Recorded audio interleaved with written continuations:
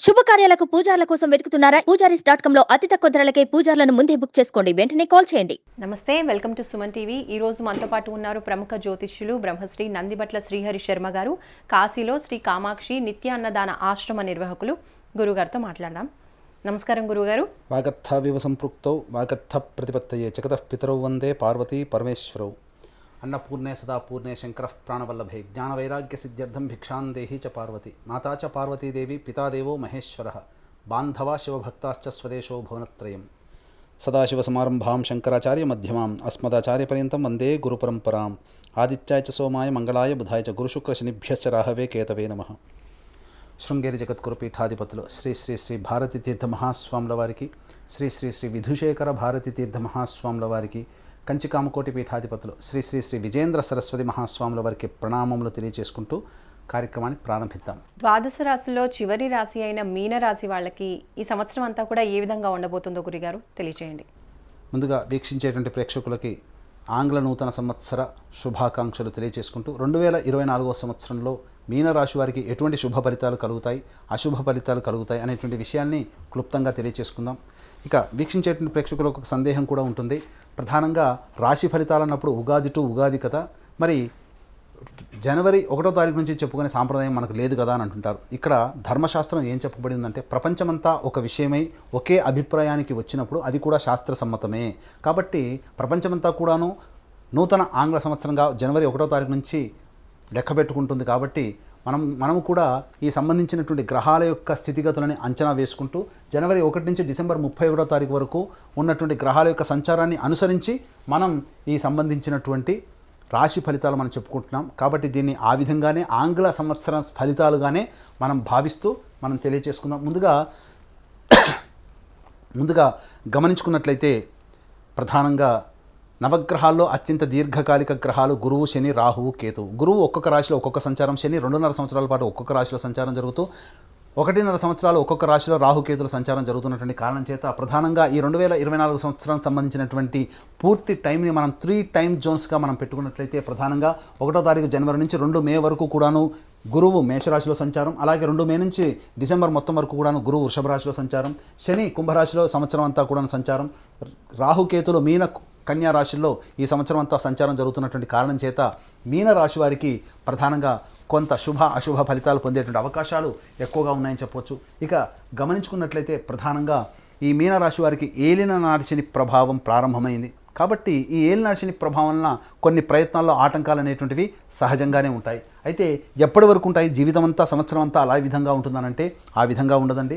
ప్రధానంగా గమనించుకున్నట్లయితే రాష్ట్రాధిపతి అయినటువంటి గురువు మీద పాపగ్రహమైనటువంటి శని వీక్షణ ఉండడం ఈ ప్రభావం చేత మే 2వ తారీఖు వరకు కూడాను అనుకూలమైనటువంటి సమయం అనేటువంటిది కాదు. ప్రధానంగా గమనించుకున్నట్లయితే ధనపరమైనటువంటి సమస్యలు వచ్చేటువంటి అవకాశం, కుటుంబ సభ్యుల మధ్య విభేదాలు ఏర్పడడం, మీ యొక్క వాక్కుకి విలువ లేకపోవడం, తద్వారా ఇబ్బందికర పరిస్థితులు అనేటువంటివి తలెత్తుతాయి. అలాగే చేస్తున్నటువంటి వృత్తి ఉద్యోగ వ్యాపారాల్లో నష్టాలు చవిచూ చూడడం, అలాగే ఉన్నటువంటి ఉద్యోగాన్ని వదిలి వేరే మారాల్సినటువంటి పరిస్థితులు ఈ యొక్క మే 2 వరకు కూడాను ఏర్పడేటువంటి అవకాశాలు ఉన్నాయని చెప్పవచ్చు.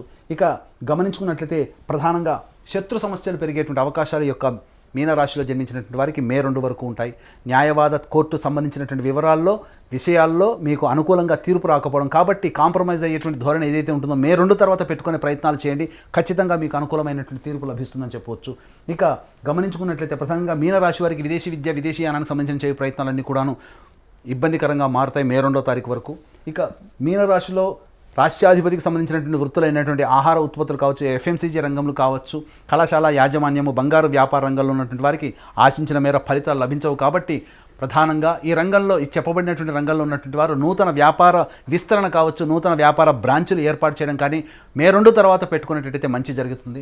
అలాగే ప్రధానంగా ఈ మీనరాశిలో జన్మించినటువంటి సినీ రంగంలో ఉన్నటువంటి వారికి కొంత ఇబ్బందికర పరిస్థితులు ఎదురయ్యేటువంటి అవకాశాలు ఉంటాయి. అంది వచ్చినటువంటి అవకాశాన్ని మీరు వినియోగించుకోలేకపోతారు, తద్వారా మీరు మిస్ అవుతారు. మీరు మిస్ అయినటువంటి ప్రాజెక్టులన్నీ కూడాను బయట చేసినటువంటి వ్యక్తులకి గౌరవం లభిస్తుంది. ఎందుకు మిస్ చేసుకున్నాను అనేటువంటి ఆలోచన మీకు మిస్ చేసుకున్న తర్వాత తెలుస్తుంది. కాబట్టి మీరు తీసుకునేటువంటి నిర్ణయాల్లో ఆచితూచి స్పందించే నిర్ణయం తీసుకున్నట్లయితే మీనరాశిలో జన్మించినటువంటి సినీ రంగ ప్రముఖులకి మంచి ఆదాయం లభిస్తుంది, మంచి కీర్తి ప్రతిష్టలు పొందుతారని చెప్పొచ్చు. ఇక ప్రధానంగా చూసుకున్నట్లయితే రాజకీయ రంగంలో ఉన్నటువంటి వారికి మే 2 వరకు కూడాను అనుకూలమైనటువంటి సమయం కాదు. కాబట్టి ఎక్కువగా శ్రమ కోర్చితే తప్ప నిజాయితీతో కనుక ఉంటేనే రాజకీయ రంగంలో ఉన్నటువంటి వారికి కీలకమైనటువంటి పదవి ఈ మే 2 లోపల లభిస్తుంది. కాబట్టి నిజాయితీతో ఉండండి, చక్కటి పదవి మీకు లభిస్తుంది ఈ మీనరాశిలో జన్మించినటువంటి పొలిటికల్ లీడర్స్కి.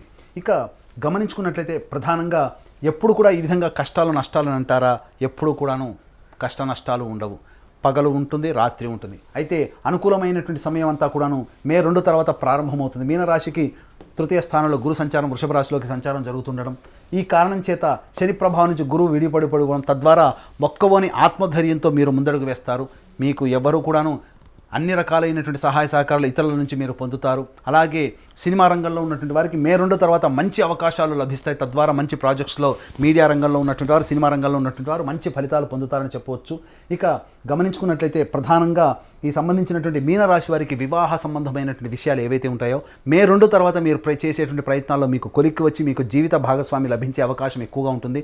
అలాగే మే 2 వరకు ఇబ్బంది పడుతున్నటువంటి భాగస్వాముల మధ్య విభేదాలు కావచ్చు, జీవిత భాగస్వామి మధ్య విభేదాలు కావచ్చు, అవన్నీ కూడాను తొలగిపోయి చక్కటి ఆనందకరమైనటువంటి జీవితాన్ని మీ జీవిత భాగస్వామితో, చక్కటి వ్యాపారాన్ని మీ యొక్క వ్యాపార భాగస్వామితో మీరు పొందుపరుచుకుంటారు. తద్వారా మీరు జీవితాంతం కూడా గుర్తుండిపోయే విధంగా ఈ 2024 మీకు ఉంటుందని చెప్పడంలో సందేహం లేదు.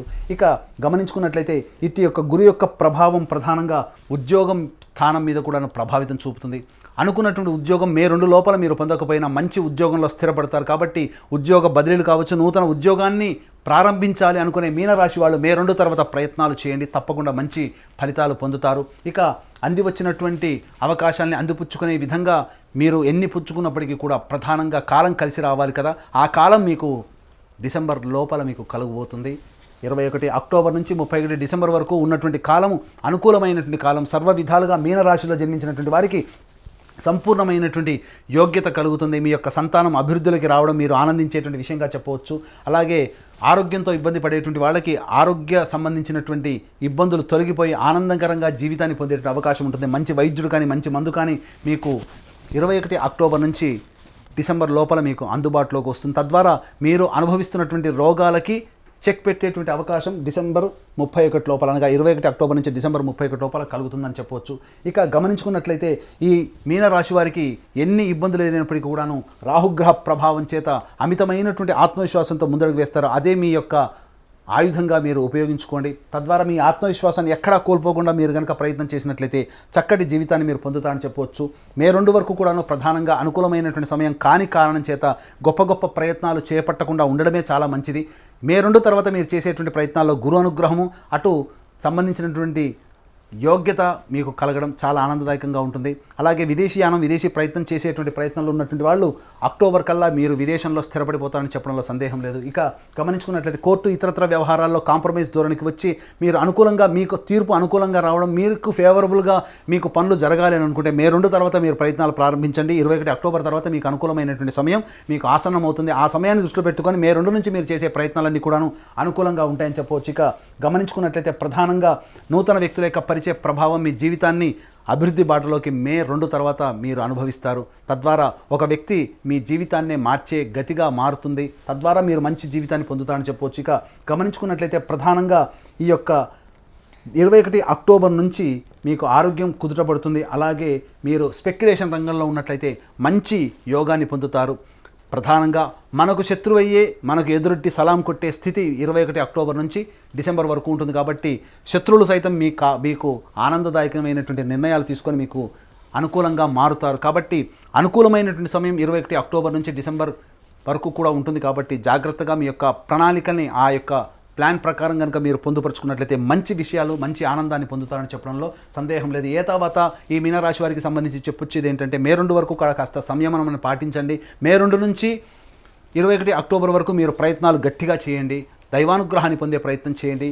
21 అక్టోబర్ నుంచి మే 2 నుంచి 21 అక్టోబర్ వరకు మీరు చేసినటువంటి ప్రయత్నాలకు సంబంధించినటువంటి ఫలితాలన్నీ కూడా 21 అక్టోబర్ నుంచి డిసెంబర్ 31వ తారీఖు లోపల మీరు పొందుతారని చక్కగా చెప్పవచ్చు.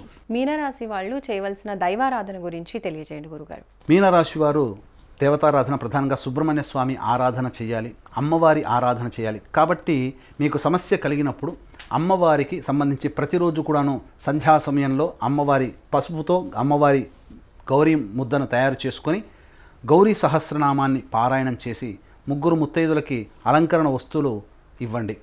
అలాగే బగళాముఖి ఆరాధన, చాలా విశేషమైనటువంటి ఫలితాలని అందిస్తుంది. కాబట్టి ప్రతిరోజు కూడాను దత్తాష్టకము, బగళాముఖి కవచము అనేటువంటిది రోజుకు 3 సార్లు పారాయణం చేయండి. కష్టము కలిగినప్పుడల్లా ఈ విధమైనటువంటి దైవ అనుగ్రహాన్ని పొందే ప్రయత్నంలో భాగంగా చెప్పినటువంటి పరిహారాలని ఒక 21 రోజుల పాటు పాటించండి. తప్పకుండా మీకు మంచి జరుగుతుంది.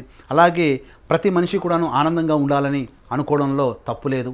2023లో పడ్డటువంటి కష్టాలు 2024లో పడకూడదు, నష్టాలు 2024లో చవి చూడకూడదు. అలాగే జీవితంలో మంచి మంచి నిర్ణయాలు తీసుకొని జీవితం అందుబాటులో ఆనందంగా ఉండాలనేటువంటి ఆలోచన ప్రతి ఒక్క వ్యక్తి చేస్తాడు. అయితే ఈ సంబంధించినటువంటి చేయు ప్రయత్నాల్లో రవ్వంత దేవతానుగ్రహం కూడా కావాలి. ఎందుకంటే మనిషి ఎంత ప్రయత్నం చేసినప్పటికీ కూడాను గ్రహాలు అనుకూలంగా లేనప్పుడు వచ్చే ఇబ్బందులు చెప్పనలవి కావు. కాబట్టి మీ యొక్క సంకల్పం నెరవేరాలనేటువంటి ఒక సదుద్దేశంతో మా పీఠం ఆధ్వర్యంలో ప్రతి నెల 21 రోజుల పాటు సంకల్ప సిద్ధి హోమాదులు అనేటువంటివి జరుగుతాయి.